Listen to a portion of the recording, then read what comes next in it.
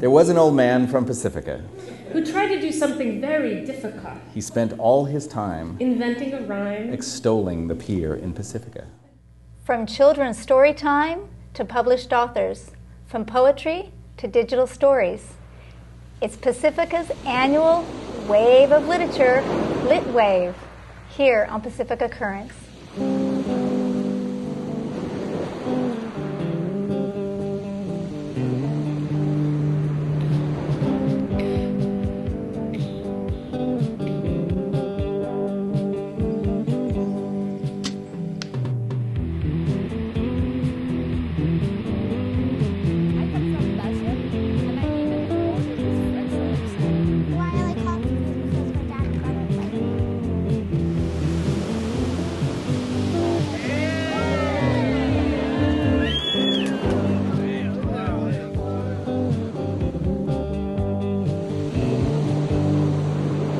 Hello, I'm Edie Hovermale, your host this evening.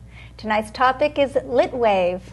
I have two guests, Sue Beckmeyer, co-president of the Pacifica Library Foundations. Welcome, Sue. Thank you.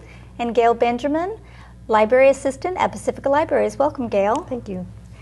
Tell me how you got involved with Lit Wave. I was listening to NPR, and Michael Krasny was talking about San Francisco's Litquake. And he went on and on and on and on about how great it was and all the stuff they had and all of the local talent. And I thought, you know, we have a lot of local talent in Pacifica. We could do our own Litquake here, call it something else, and celebrate literature in town just like they do in San Francisco. So I took it to one of our library meetings, and the idea was basically born at that point. Everybody pitched in. My supervisor, Paula, took it to the Pacifica Collaborative, and then a committee was formed, and we just, started from scratch. So, Sue, how did you get involved, and what is Lit Wave? I got involved because I heard about Lit Wave after the original idea was born at a Library Foundation meeting. The library manager, Tom Ball, announced that this activity was happening, and right away our board jumped on it, wanted to participate as sponsors. And what Lit Wave is, what it became, is a series of literature-based events in Pacifica. They all occurred over a weekend, Friday, Saturday, and Sunday. And it was a cavalcade of literary events in Pacifica. So can you give us a tour of this Lit Wave? Where did it start? What was the first event? Well, the first event was a teen open mic at the Pacifica Sharp Park Library. We called it Beneath the Books. It was for teens, produced by teens, moderated by teens. Anything goes. They had music, art, spoken word, and about 20 teens came, and it was just imaginative and creative, and it was a very special night. So it sounds like the teens had fun. What was next on the tour? Well, actually, simultaneously, at the other end of town was a digital storytelling project. There was a grant-funded project with the Pacifica Libraries and the Half Moon Bay Library. And for 2 years, they taped personal stories of people who live in Pacifica and on the coast side. So what we did was we had those stories shown at the Sanchez Art Center. We had a little wine and cheese event ahead of time, and then in the main gallery we had a video showing the different stories. The name of the project is California of the Past, and it's a digital storytelling project. The stories that are taped are done by individuals. They talk about their family story, when they first moved to California, what it was like when they lived in Pacifica, before it was a town, stories of coming to California from the Midwest, moving out. It's just a lot of interesting insight into people's lives and how they came to live in California. Interesting. People can look at those stories through the San Mateo County Library website, or you can also check out a DVD that's available at the library. The 3 stories that you're about to see are from people living on the coast. Hi, I'm Eunice, and I live in Pacifica, and this is a story about one of my family's fishing trips. It was a cold and windy day, but despite the bad weather, I knew I was going to have a blast. We all looked forward to our annual fishing trip, a day where we could forget about our troubles and just enjoy time with our friends and family. We put on our heaviest coats and drove down to the pier with our fishing gear in hand. While my dad set up the fishing poles, hooks, and bait, my cousin Sally, my sister Jenny, and I walked around to look at what the other people had caught. From the looks of it, we guessed that we weren't going to have a successful day. I still had a great time being with my family and talking to them because I hadn't seen them in a very long time. Despite all of our busy lives, we always set at least one day aside to have fun and fish together.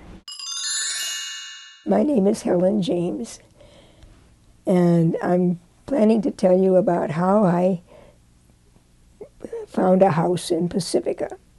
We decided that rather than living in an apartment in San Francisco, it'd be nice to have a house.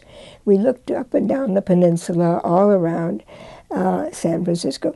The prices were so high that we heard about these new houses being built in this area on the coast, and we decided that we'd go down and look at those. We bought a house in Pacific Manor, a resale, for $10,500 in 1954, and we were not sure if we could pay for it. That was a lot of money in those days. And there was an election coming up, and we knew nothing about the area. And since the Democratic Party was putting on a candidates' night in one of the local schools, we decided that maybe I should be the one to go to that, since my husband would be tired after working.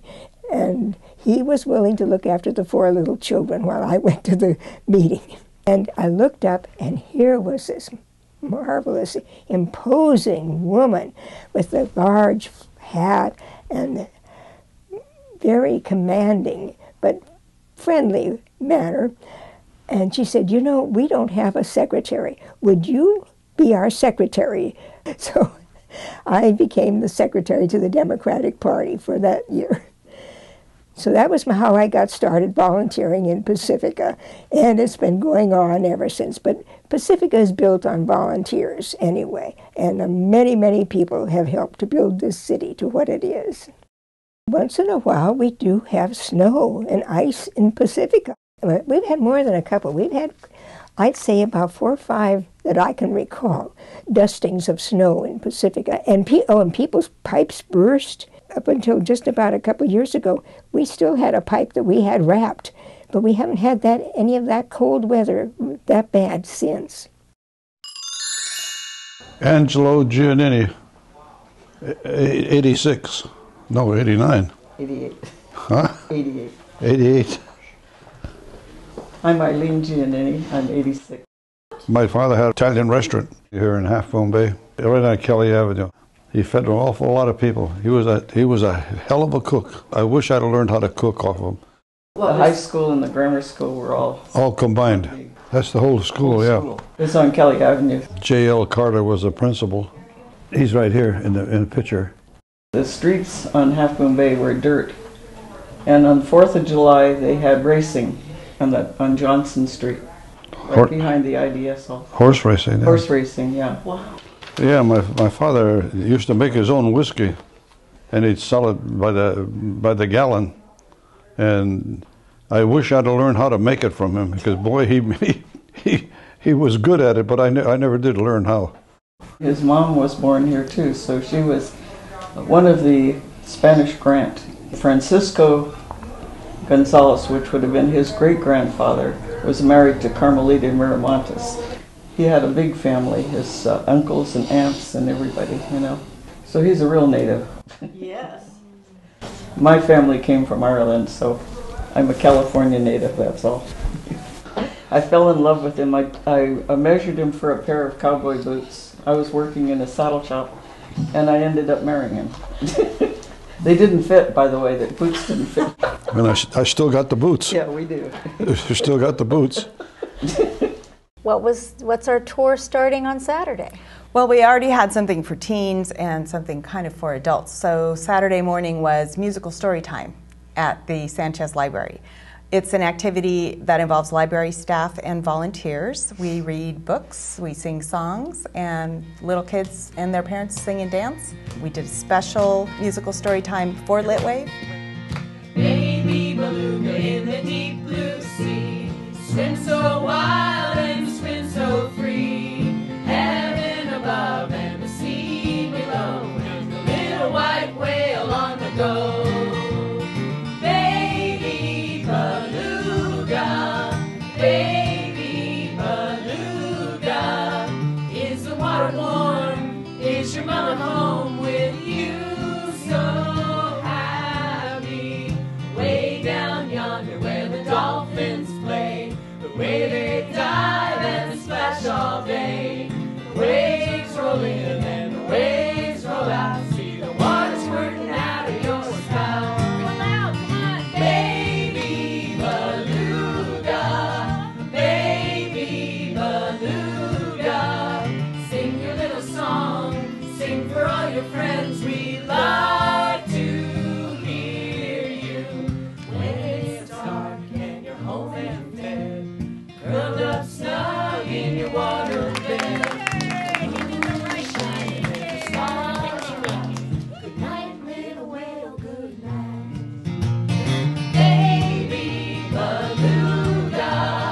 Baby beluga, with tomorrow's sun, another day's begun. You'll soon be waking. Baby beluga in the deep blue sea, swim so wild and swim so free.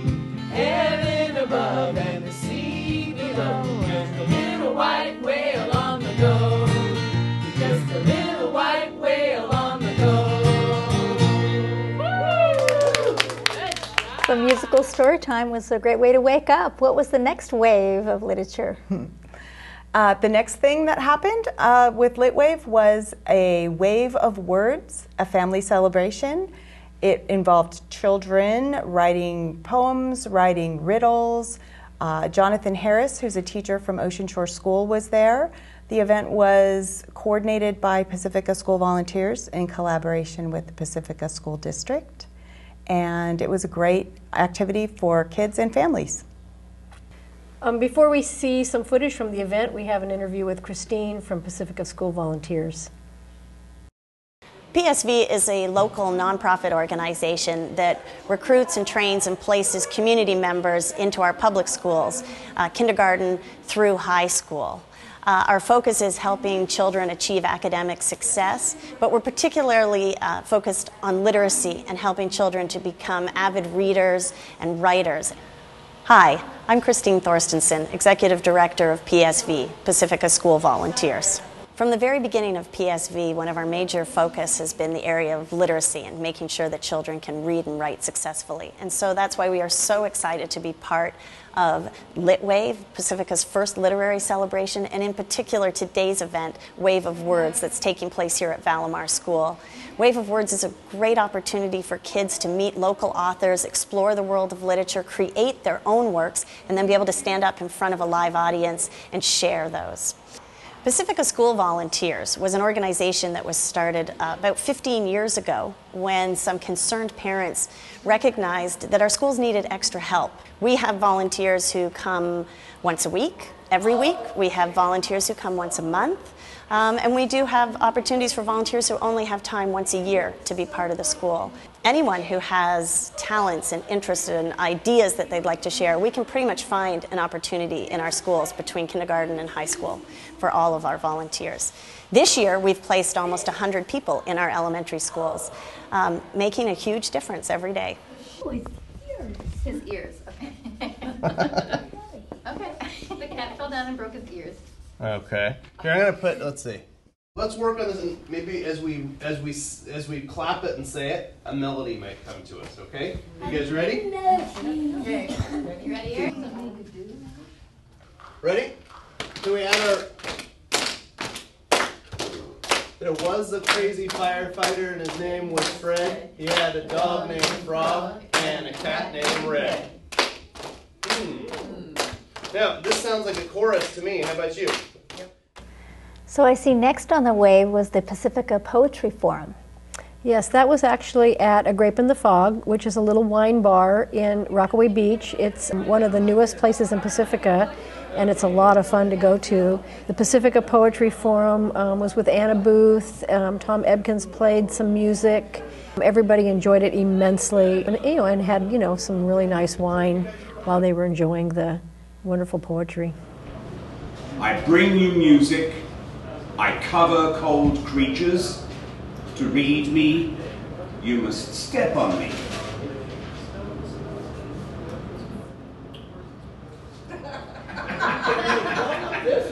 Well, I've got to look at somebody, haven't I? Fine by me. You've won. I've won. Okay, so next. What is it? You want to know? Yes. I'll give you a clue, all right? Watch carefully. Oh my God, I better cut down on the donuts. Scale. Scales! I bring you music to learn, to cover cold creatures, round a fish, and to read me you must step on me. I sense you here beside me, you who cast no shadow on the glinting sand, always with me, but often at a distance, never reaching out to touch my hand. Did you see, my dear companion, what I saw beyond the seagulls and the craggy rock, before thick clouds engulfed the sun and all the sea turned grey and dark? A plume of spray rose from the waves, white and shining in the sun. Away it floated on the gusty wind to sink into the sea whence it had come. Must be a whale out there, I thought, and watched as intermittent spouts of spray rose as though to show its calm, unhurried path across the sunlit glitter of the bay, till it was gone. All that time, relaxed and free, my mind was floating like a bird across the sea. I was at peace with all I saw and could not see, and you, my soul, were here a while beside me. So how did you wrap up Saturday? Well, there was an activity called Pier Pressure that was at the firehouse. It was included Professor Tony Morosevich from San Francisco State, and the event was sponsored by the Office of Research and Sponsored Programs. It included poetry. It included surf band. 2 weeks prior to this, they had a pier walk. They called it Fishing for Words. And those poems were read at the firehouse, the Pier Pressure.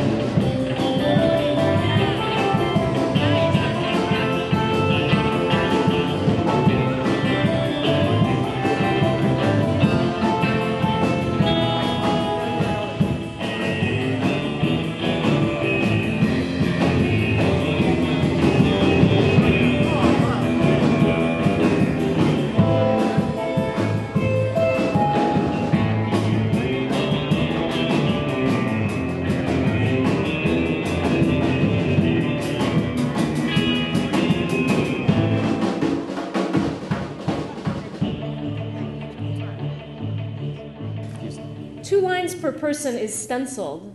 And we walk along the pier with our pencils. We write while we pace. As the fog rolls in great haste. And our poems, they grow existential. To you again. In Pacifica, the waves can be great. Or placid and much understate. But when the wind blows, you must scream your hellos. Because the noise of the waves won't abate. The gulls on the pier, they do hover. But when they're above, do take cover. Otherwise they will splat. You with salty scat. Those impolite gulls from above her. In Pacifica, there's a pelican named Pete. Whom everyone thinks is quite neat. Anchovies he loves. For them he fights with the doves. Though otherwise he is very sweet. In Pacifica, there's the Chit Chat Cafe. Which lies along the long boulevard way. It's at the end of the pier. Closer than near. Where you can get coffee, bait, and bagels all day. At the Pacifica Pier, the fisherman arrived. He thought, on this day, it'll jive. He felt very lucky, But he could not fill his bucky. so all the way home he cried. The surfers, they do shoot the pier. And they do it with minimal fear They must be in the perfect spot to get a clean shot. through the pilings that hold up the pier. The lovers, they wander the pier. As the moon above begins to appear, The size of the light it so grabs their sight. and all of their worries soon disappear. Pacifica sits by the sea, It's such a nice place to be. yet when it gets foggy, It gets very groggy. and the San Franciscoans, they all turn tail and flee. This is our last one. We're out of ink, which means we're done. So many poems and so much fun. With this we will stop. Before the poetry cops Come take our paper and run. run. Thank you. What was it about this pier, this unfamiliar place that I saw every day and longed to step onto that world? This place that reminded me of the dock, the boats, the lawless freedom once you stepped on and left the ways of the staid world behind. This dear, dear, remembered yet unfamiliar place wasn't something calling me to take the first step. I took a ride at the Chit Chat and walked onto the pier, up the short flight, 3 steps, and just past the cafe, stepped on as if stepping onto a jet about to take off, up and over the cabin floor, that oblong hole in the side of the great mechanical bird, step into another world. But there's the slightest hesitation, the spark of worry that flickers. Is this a good idea?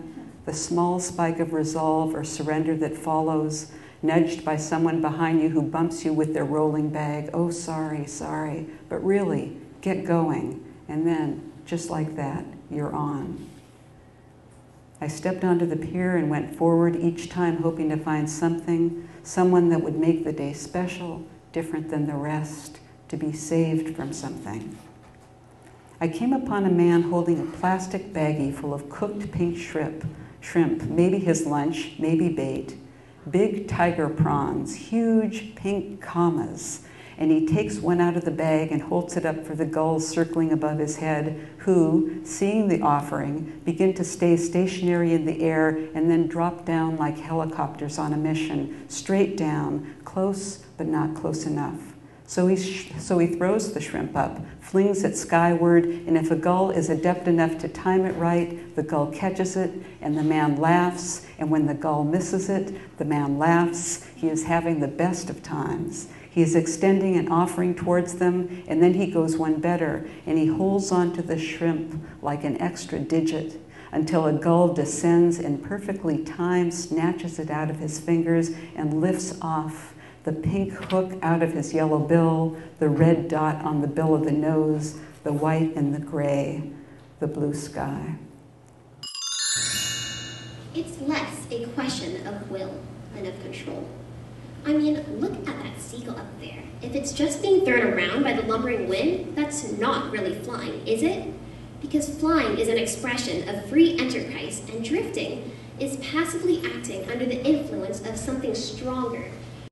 And I'm just a single being who stomps around, mooning about my insignificance and relishing every opportunity to grab fate by its salt-encrusted lasso just to shake things up a bit until I'm pooped and bid a farewell to arms, then turn around and watch that demon bird thing, fate, wiggle free, scoop me up, and deposit me somewhere to sit on my tush and stare at its blobby grayness as it stomps on the sand, that apathetic creature, fate, that holds so many fragile sanities in its salt-encrusted talons that circles my ankles so frequently I'm on a first-name basis with it and call it Fred without even being under the influence that's really the one in control, with others crashing around it like cycling waves, existing like Far East neo-imperialism, dominating vast spheres of influence under its wings while its subjects exist with the sea spray alone. And so what?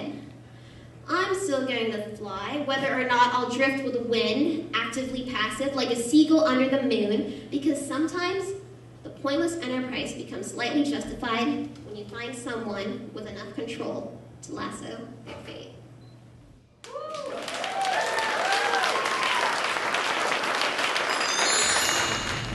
Gulls on white sea foam, beyond gate and rust, past shadows casted, the boy and man abandoned. Rules scored on weathered wood, 2 lines into the winds. So this went through Sunday, right? Yes. So what was Sunday? Sunday morning, there was a lit hike on Maury Point. Jerry Crow from the Pacifica Historical Society took folks up to Maury Point and discussed literature along the way. Yeah, I was actually on that hike, and it was quite amazing. He took us up one side all the way to the top, pointing out wildflowers on the way. There was a lot in bloom, so there was a lot to see. When we got to the very top of Maury Point, he said, sometimes you see whales, and right on cue, there was a whale, and of course we all ran over to the side to look at the whales and forgot about the lit hike. And then he gathered us back up, and we headed down those many, many stairs down to where the Maury's Point Tavern had been, and he gave us the history of the Maury's and their tavern. Quite a checkered past, a lot of alcohol involved. And then as we headed back to the cars, up by the Moose Lodge, we talked a lot about the golf course and the endangered garter snake and the frogs. And it was a good segue into the next event, which was an author event at florey'sbooks. Right. It was author Juanita Mercado, who was a member of our Pacifica Friends of the Library and who was also one of the sponsors of this event. So Juanita had written a book, and I'm going to read it here because it's long. It's 4 Frogs on the Golf Course, a true story, golf courses caught in the crosshairs of environmentalism. It's a treasure, and it's a real conundrum what to do with it. So her book, explains all this just beautifully. So that wrapped up the literature wave. How did you see the whole thing going? What's kind of the takeaway from this wonderful event? All the different connections, from the Historical Society to the Library Foundation to the Friends, to Florey's Bookstore, the Grape and the Fog, people from all over the community, the Chamber, of Commerce, just everybody just did a little piece. And to me, that's part of a community, and that's what makes us such a great community. I agree. And I loved that Dr. Mirosevic was able to get involved as well, and the San Francisco State folks participating. It really reached beyond Pacifica and brought it all back in. It was really wonderful hearing about all the Lit Wave series of events, and I appreciate you coming. Had a really nice night hearing all about it. Thank you so much. Sure. Thank you for watching. You can find us on our YouTube channel. Good night.